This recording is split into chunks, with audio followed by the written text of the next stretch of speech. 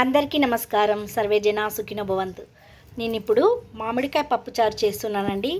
అది ఇలా మనం ముందుగానే కుక్కర్లో కందిపప్పు కడిగి శుభ్రంగా కడుక్కోవాలి. కాస్త పసుపు, ఫ్యూ డ్రాప్స్ ఆయిల్ వేశాను. ఇవి మామిడికాయలండి. ఇది ఇప్పుడు మనకు అన్సీజనే, కానీ మా ఇంటి ముందు చెట్టు ఉందండి. ఇంటి వాళ్ళకి ఇది ఎప్పుడు కాస్తుంటుంది. చూడండి, షేప్ కూడా రౌండ్గా ఉంది.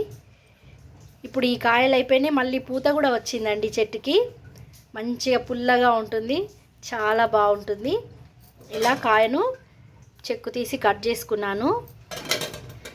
ఉడికేటప్పుడే మనము కొన్ని ముక్కలు వేసుకోవాలి. ముక్కలు వేసేసుకుంటే మనకు పప్పుకు పులుపుదనం వస్తుంది. ఇప్పుడు దీన్ని కుక్కర్ పెట్టేస్తాను. చూడండి, మామిడికాయ పప్పు ఉడికిందండి. ఉడికిన తర్వాత ఇలా నేను ఉప్పు కారం వేసేసి సరిపడా వాటర్ పోసుకున్నాను. ఇంకా కావాలంటే కాస్త పోయొచ్చు. మరిగిన తర్వాత చిక్కగా అవుతుంది కాస్త. ఇందులోకి ఇప్పుడు మనము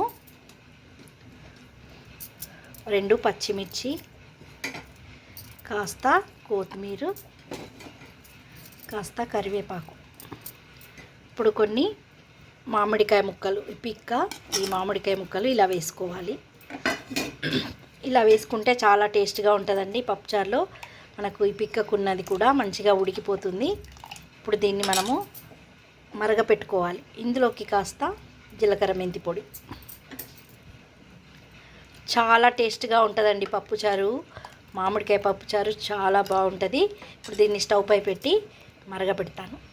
చూడండి, పప్పు చక్కగా మరిగిపోయింది. మామిడికాయ ముక్కలు కూడా ఇలా ఉడికిపోయినాయి. ఇప్పుడు ఇందులోకి మనం పోపు వేసుకోవాలి. జీలకర్ర, ఆవాలు, కరివేపాకు, ఎండుమిర్చితో ఇలా పోపు వేసుకుంటే సరిపోతుంది. చాలా టేస్ట్గా ఉంటుందండి. మనం ఇందులోకి మళ్ళీ చింతపండు అలాంటివి ఏమీ యాడ్ చేయొద్దు. ఇలా మామిడికాయతోటే మనం పప్పుచారు చేసుకోవచ్చు. చాలా టేస్ట్గా ఉంటుంది. మీరు కూడా ఒకసారి ట్రై చేయండి తప్పకుండా. Thank you.